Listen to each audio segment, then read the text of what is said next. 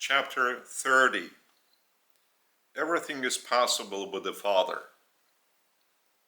That was the light that I decided to take to all the people down from that mountain.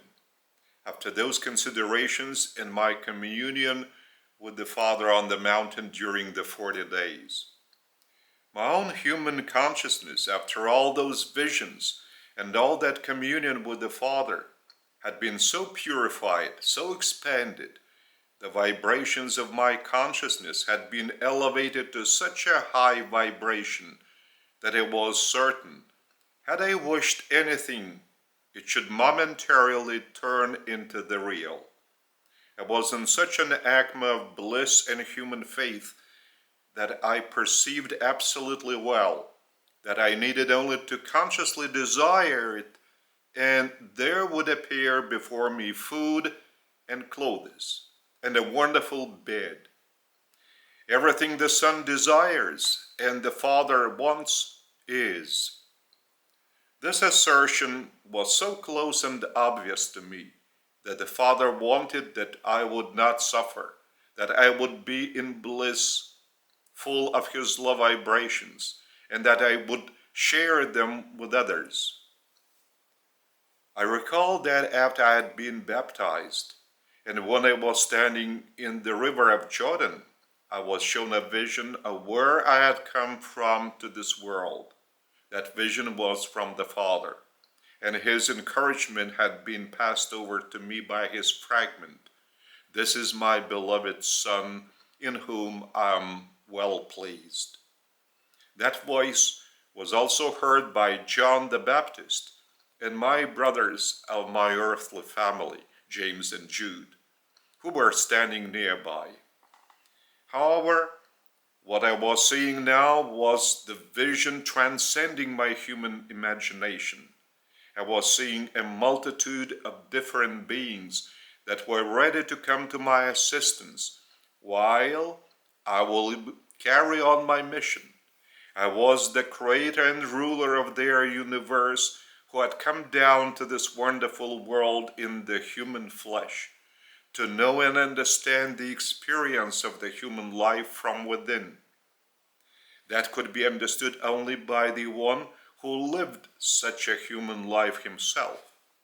And by my own living, I desired to show what that supreme source and center was like, and the one who allowed me to live in love and truth every day, loving all and serving all.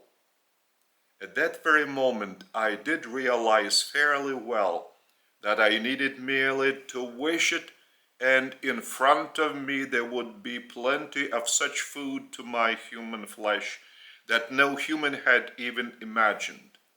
I might have had even such a food that had been eaten by the people who had lived there many thousand years before, when even the Jews themselves, amongst whom I was born, had not yet been on earth.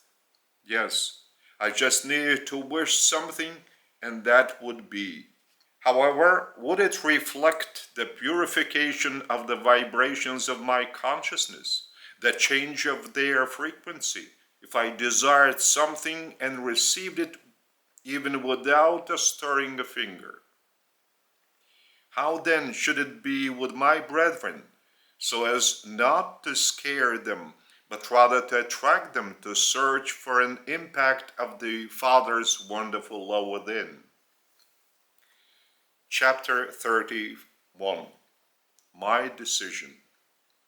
Thus my decision was firm and ultimate. I must behave exactly in a similar way as all other people do, without distinguishing myself from the rest of them.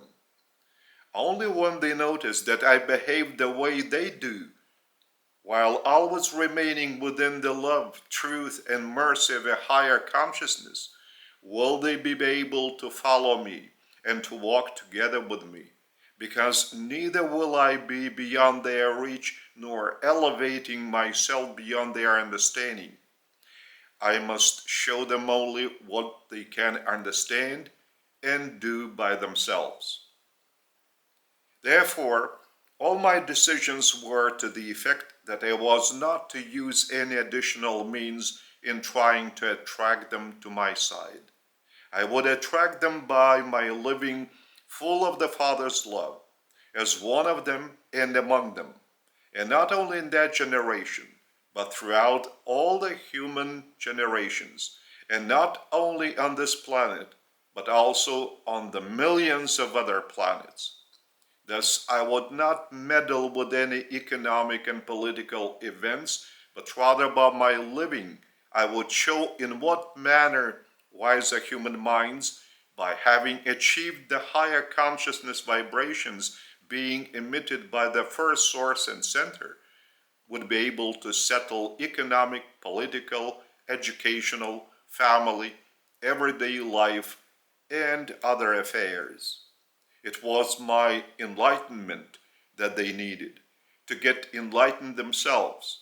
And while being enlightened, they would know how to tackle those problems that worried them at that time.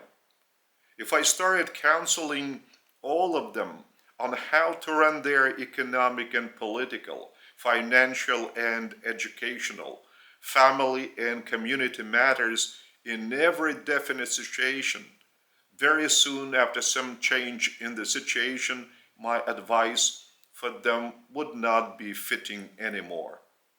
Therefore, it is more important to show to man a path to light and greater wisdom, so that by using it, he would be able to solve the issues that spring up in any generation and in any country. Thus, I decided to apply no supernatural means so that it would not run against the Father's will, that I had arrived to demonstrate to all my brethren, so that they would also know how to do the Father's will daily, at every single moment.